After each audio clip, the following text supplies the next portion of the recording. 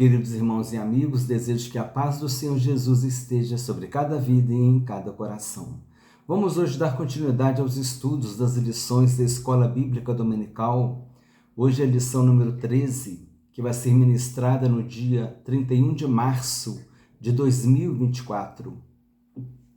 Com a lição número 13, nós estamos concluindo a revista, estamos concluindo o trimestre. O título da lição: O poder de Deus na missão da igreja. Texto áureo: Mas recebereis a virtude do Espírito Santo que há de vir sobre vós, e ser-me-eis testemunhas, tanto em Jerusalém como em toda a Judéia e Samaria e até os confins da terra. Verdade prática: o Espírito Santo é a força motriz que movimenta a igreja. Sem o poder do Espírito, a igreja é incapaz de cumprir a sua missão. Leitura diária na segunda, a necessidade da experiência pentecostal. Na terça, a especificidade da experiência pentecostal.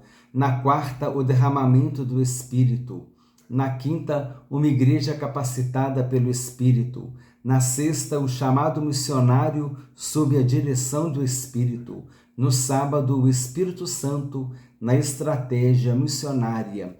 Essa leitura diária, com as suas referências, se encontra na descrição do vídeo, bem como o título, o texto áureo, a verdade prática e mais alguns conteúdos, além das perguntas no final. Leitura bíblica em classe, Atos capítulo 13, versículos 1 a 4. O texto bíblico diz assim: Na igreja que estava em Antioquia havia alguns profetas e doutores, a saber, Barnabé e Simeão, chamado Níger, e Lúcio, Cirineu e Manaém, que fora criado com Herodes, o tetrarca, e Saulo. E servindo eles ao Senhor e jejuando, disse o Espírito Santo: Apartai-me a Barnabé e a Saulo para a obra a que os tenho chamado. Então, jejuando e orando e pondo sobre eles as mãos, os despediram. E assim estes, enviados pelo Espírito Santo, desceram a Seleucia e dali navegaram para Chipre. Introdução. Por meio desta lição, refletiremos nas palavras de Jesus Cristo aos discípulos, de que receberiam a virtude do Espírito Santo como um pré-requisito para serem suas testemunhas até os confins da terra. A doutrina bíblica do Espírito Santo nos mostra que o revestimento do poder do alto é imprescindível à missão da igreja, tanto no passado quanto no presente. A doutrina bíblica do Espírito Santo é a pneumatologia ou paracletologia. É a parte da teologia sistemática que estuda a doutrina do Espírito Santo. Objetivos da lição: refletir acerca da doutrina bíblica do Espírito Santo. Segundo objetivo, analisar as diferentes perspectivas da capacitação do Espírito Santo à sua igreja. 3. Pensar no Espírito Santo como o principal impulsionador da obra missionária. Motivação. Compreendemos que o Espírito de Cristo está presente e atuante em sua igreja hoje, assim como em todo crente genuíno. Contudo, dada a urgência, magnitude da missão, brevidade do tempo e caos no mundo, necessitamos de mais, necessitamos ser cheios do Espírito Santo. Então, o Espírito Santo é o Deus habitando em nós.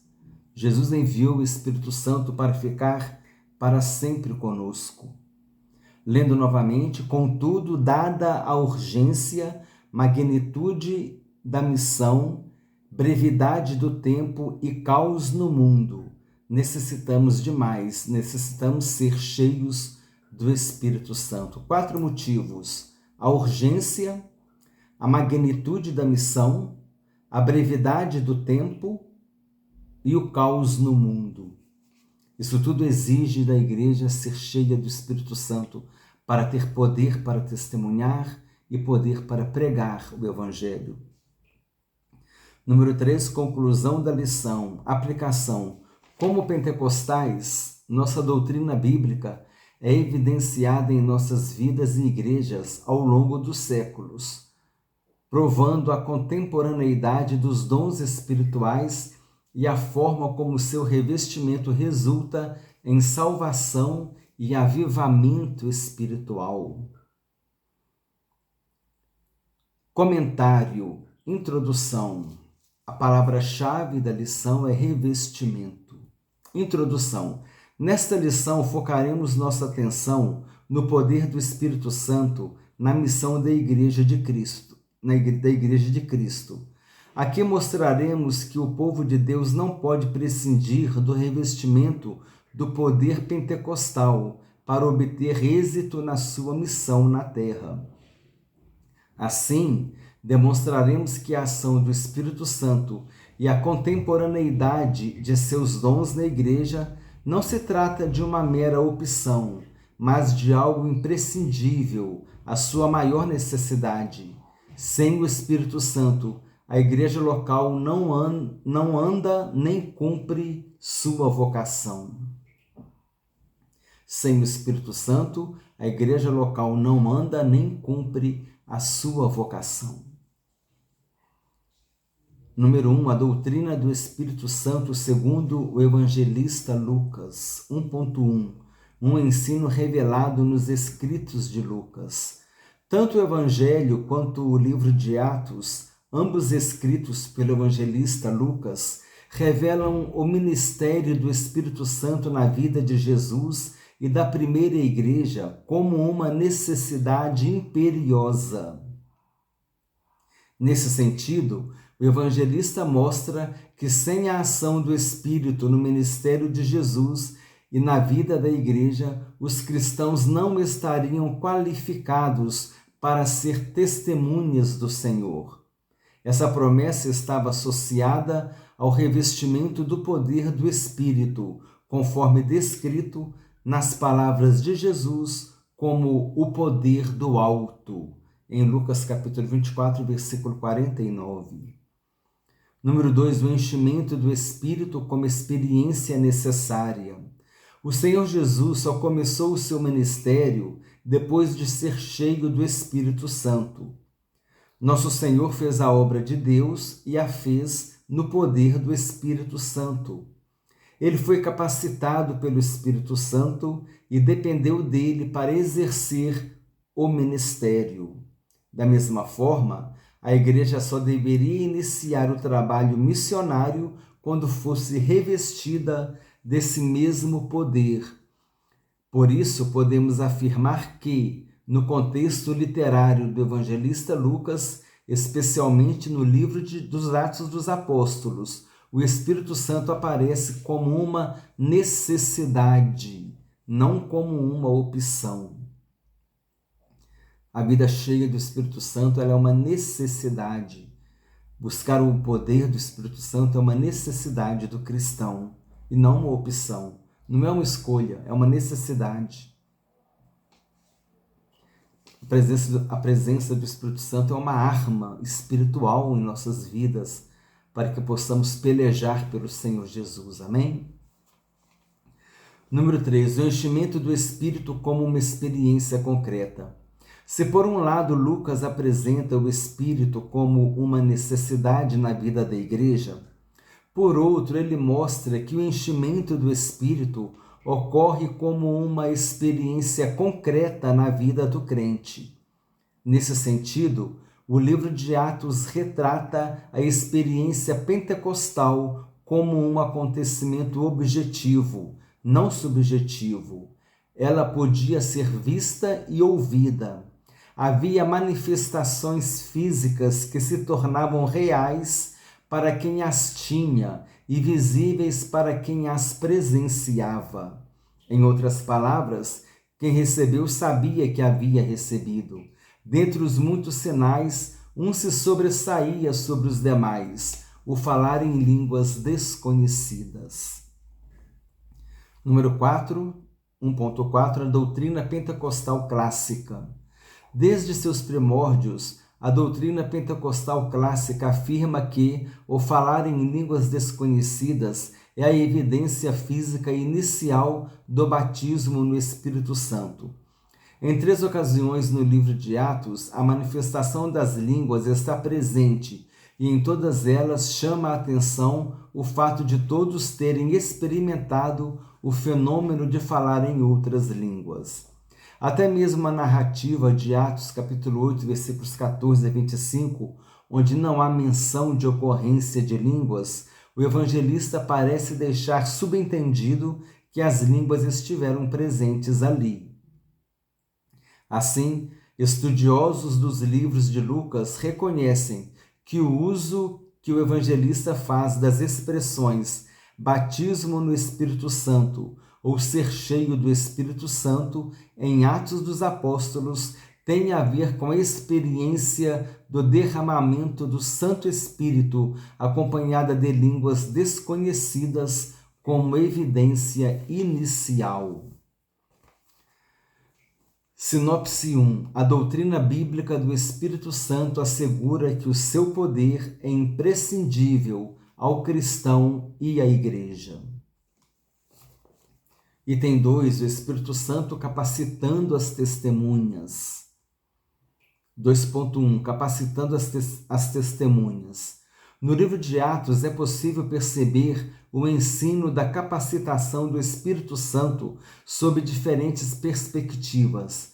Primeiramente, o Espírito capacitando líderes para o desempenho da obra de Deus. Nesse sentido, vemos o apóstolo Pedro sendo cheio do Espírito Santo quando foi confrontado pelos sacerdotes, em Atos capítulo 4, versículo 8. O apóstolo Paulo, quando é cheio do Espírito Santo, para resistir a Elimas, o mágico, Atos capítulo 13, versículo 9.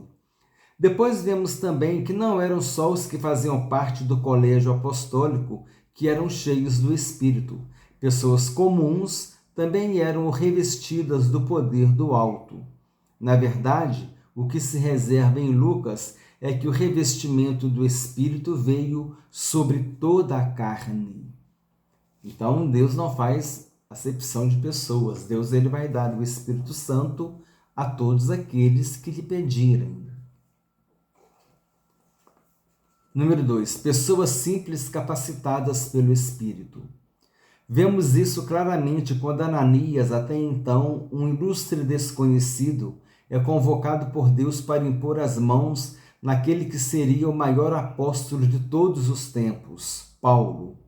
Assim também Estevão e Filipe, que haviam sido escolhidos para servirem às mesas, fazendo sinais e prodígios. Fica patente que Deus não tinha uma classe privilegiada para fazer a sua obra. Ele possuía testemunhas capacitadas pelo Espírito Santo.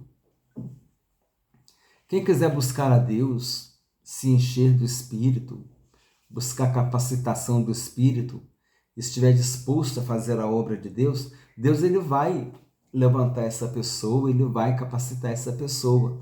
E não pode ser um membro da igreja, pode ser um obreiro. Deus não está olhando para título, Deus está olhando para o coração da pessoa. Uma pessoa que deseja servir a Deus com fidelidade, andar na presença dele e fazer a vontade dele, Deus ele vai encher essa pessoa do Espírito Santo, vai batizar essa pessoa com o Espírito Santo, revestindo-a de poder para testemunhar de Jesus. O revestimento do Espírito Santo é para testemunhar de Jesus, para falar de Jesus. Número 3. Capacitando a igreja. No contexto literário e doutrinário de Lucas, a igreja do Novo Testamento é vista como portadora de uma missão profética. Nela há um ministério profético de todos os crentes. Nesse sentido, conforme o texto de Atos, o testemunho não é apenas individual, como mostrado nesta lição, mas também de toda a igreja descrita em Atos. Assim, essa comunidade de crentes, capacitada pelo Espírito Santo, ganhava a confiança e a admiração das pessoas ao seu redor. Portanto, o crescimento das igrejas em Atos estava associado ao testemunho dado pelos grupos de crentes capacitados pelo Espírito Santo.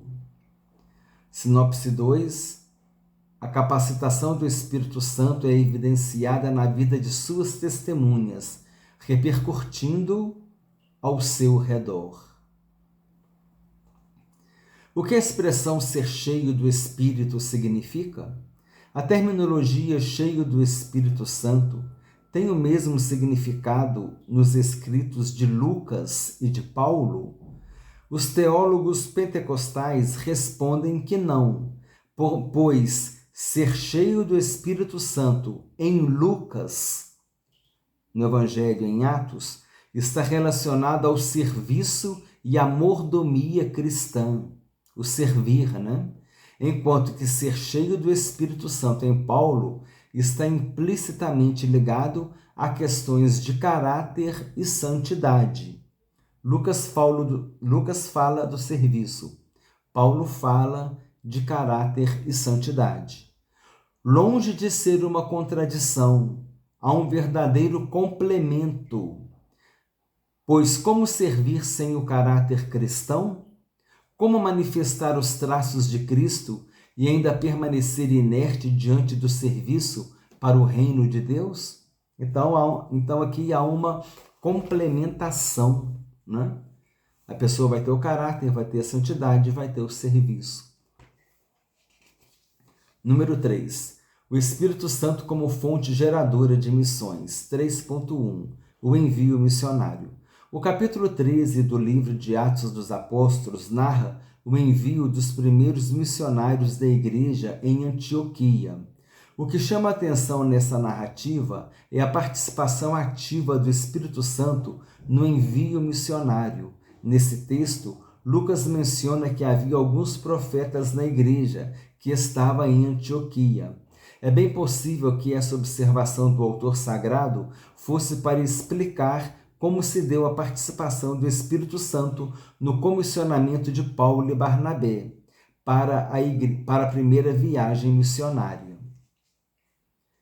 Lucas mostra que, por intermédio dos dons do Espírito, os dois obreiros foram separados para uma grande obra de maneira clara e audível. O foco do evangelista é que o Espírito Santo é a fonte geradora de missões, pois ele é quem vocaciona e envia. Atos capítulo 13, versículo 2. 3.2. A estratégia missionária. Em um mundo multicultural, a questão da estratégia missionária deve ser levada em conta. Não somente enviar, mas quem enviar, quando enviar e como enviar. Não é somente enviar, mas quem enviar. A pessoa está preparada? Ela conhece a cultura para onde ela vai? Quando enviar? Em que momento enviar? E como enviar? A preparação do sustento, do amparo para esse missionário, para a família dele. Nós vimos isso no trimestre passado, né? Na revista do trimestre passado, que abordou bastante sobre missão. Continuando a leitura. Por exemplo, Paulo e Barnabé poderiam ter adotado a estratégia errada na obra missionária, quando intentaram pregar na Ásia e Bitínia, mas foram impedidos pelo Espírito Santo. Foi o Espírito Santo que decidiu quem deveria ouvir o Evangelho naquela circunstância. Aí Paulo foi enviado para Macedônia. Lá em Atos capítulo 16, a Lídia se converteu, a jovem adivinhadora foi liberta, a conversão do carcereiro de Filipos e a sua família. Depois Paulo foi para Tessalônica, né? Timóteo, Lucas e Silas estavam juntos. E aí depois eles foram para Bereia, e depois eles foram mais para frente. Paulo ficou 1 ano e meio lá em Corinto, ele fundou a igreja de Corinto. mas ali em Atenas também, antes Paulo foi para Atenas, depois de Bereia foi para Atenas, então, ó, Filipos, Tessalônica, Bereia, Atenas, Corinto, e nessas cidades que Paulo passou, Tessalônica, Bereia, a Bíblia diz que mulheres de alta posição e muitos homens, Dionísio também, Dâmaris, se converteram, ouviram a mensagem, e muitos homens gregos e mulheres de alta posição ouviram a mensagem da palavra de Deus. Amém? Tudo isso porque eles deixaram de ir para a Ásia e foram para a Macedônia, porque o Espírito Santo impediu que eles fossem para a Ásia, eles foram para a Macedônia. Filipos, Tessalônica, Bereia, Atenas, Corinto, foi uma grande obra, uma grande viagem missionária, e Deus usou ali aqueles irmãos, amém? Sinopse 2. A capacitação do Espírito Santo é evidenciada na vida de suas testemunhas, repercutindo ao seu redor.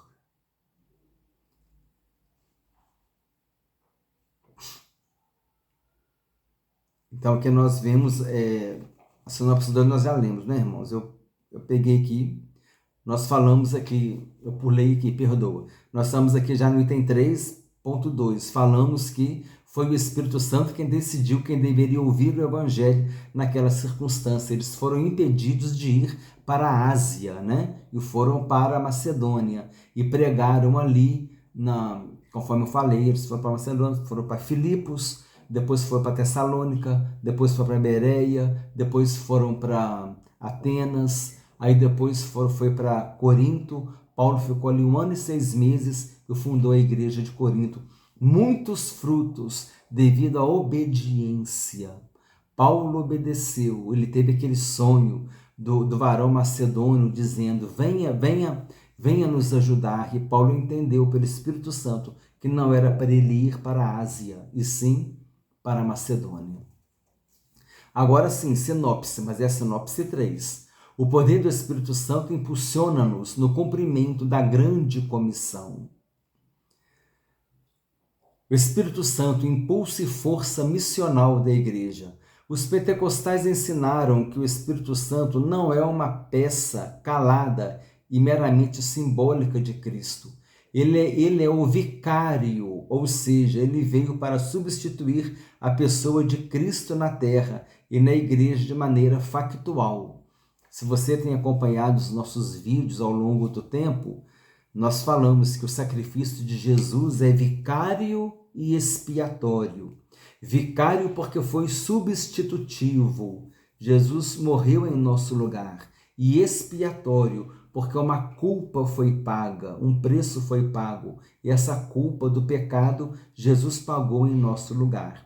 Então, a morte de Jesus é vicária porque foi substitutiva e expiatória porque ele pagou a culpa de um pecado, do nosso pecado. Aqui agora fala que o Espírito Santo é o vicário de Jesus. A palavra vigário vem de vicário. Vicário vem do latim, vicarius. Vicarius significa substituto. Hoje, quem é o substituto de Jesus? É o Espírito Santo. Jesus disse, eu vou para o Pai, mas eu vos enviarei outro Consolador, para que ele esteja para sempre convosco. Então, hoje o Espírito Santo é o vicário, é o substituto de Jesus, habitando na igreja. Como diz aqui, ele é o vicário, ou seja, ele veio para substituir a pessoa de Cristo na terra e na igreja, de maneira factual. O Espírito Santo é aquele que aviva a igreja e capacita-a para o serviço na comunidade e pela comunidade, bem como no mundo e pelo mundo. Ele é o impulso e a força missional da igreja. O pentecostalismo lembrou em voz alta, literalmente, que ele está aqui e que não há substituto à altura de Cristo, senão a pessoa divina do Espírito Santo, que é também o Espírito de Cristo. E uma igreja com uma pneumatologia forte é uma igreja com uma missão forte, como escreveu o alemão Reinhard Bonk, um típico evangelista pentecostal. O que recentemente se tem conhecido do Espírito Santo, principalmente por experiência, ultrapassou todas as barreiras, ligou crentes de todos os nomes e diversidades por todo o globo e produziu uma nova paixão evangelística. Então, esse é o agir do Espírito Santo na vida da igreja. Como eu disse, pneumatologia ou paracletologia é a parte da teologia sistemática que estuda sobre o Espírito Santo. Ali nós estudamos a divindade do Espírito Santo, que o Espírito Santo é Deus, a personalidade do Espírito Santo, que o Espírito Santo é uma pessoa, os ministérios dados pelo Espírito Santo, e também nós estudamos ali os dons do Espírito Santo, os símbolos do Espírito Santo e diversos assuntos a respeito do Espírito Santo. A pneumatologia é um estudo muito rico, muito forte. Vale a pena a gente se dedicar ao estudo da pneumatologia. Conclusão: encerramos esta lição e, consequentemente, esse trimestre, mostrando que o Pentecostes faz toda a diferença no cumprimento da vocação missionária da igreja.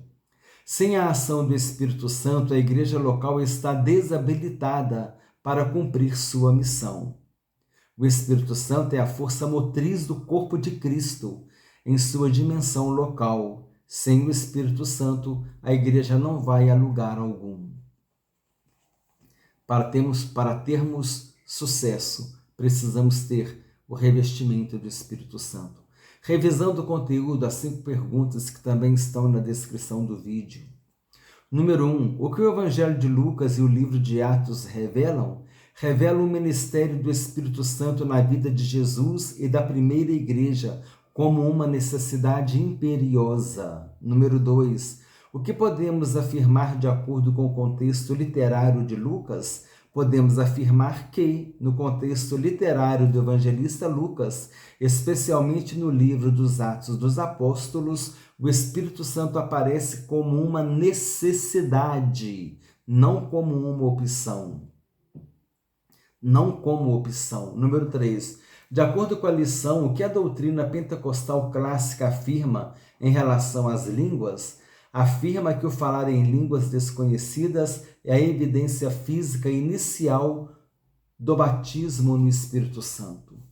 Número 4. De acordo com a lição, por que não havia separação entre líderes e membros na questão da capacitação do Espírito Santo? Porque pessoas comuns também eram revestidas do poder do alto. Na verdade, o que se observa em Lucas é que o revestimento do Espírito veio sobre toda a carne. Fica patente que Deus não tinha uma classe privilegiada para fazer a sua obra. Ele possuía testemunhas capacitadas pelo Espírito Santo, independente de cargo, independente de posição, independente de nível cultural, de nível social. Uma pessoa que deseja servir a Deus e pedir o Espírito Santo, Deus não vai negar o Espírito Santo àquele que o pedir, o revestimento do Espírito Santo. Ainda mais se a pessoa demonstra: eu quero estar revestido do Espírito Santo para te servir, Senhor, para fazer a tua obra, para pregar, falar de Jesus, ganhar almas. Então, com certeza, Deus ele vai te revestir do Espírito Santo. Deus não faz acepção de pessoas. Ele derrama o Espírito Santo sobre toda a carne, sobre todo aquele que pedir a ele o Espírito Santo. Número 5. O que chama a atenção na narrativa de Atos 13? O que chama a atenção nessa narrativa é a participação ativa do Espírito Santo no envio missionário. Amém, irmãos?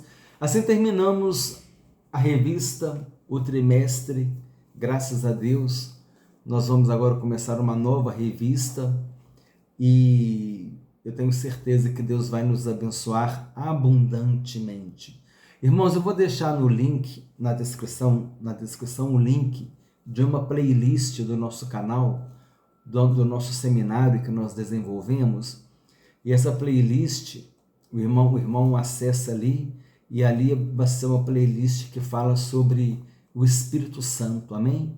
Vai ser uma coleção de estudos que fala sobre o Espírito Santo, pneumatologia. Eu convido o irmão a ir ali naquela playlist, só para você abrir, ver os títulos das videoaulas, e eu tenho certeza que você vai ser ricamente abençoado. Desejo que Deus te abençoe ricamente, em nome do Senhor Jesus Cristo.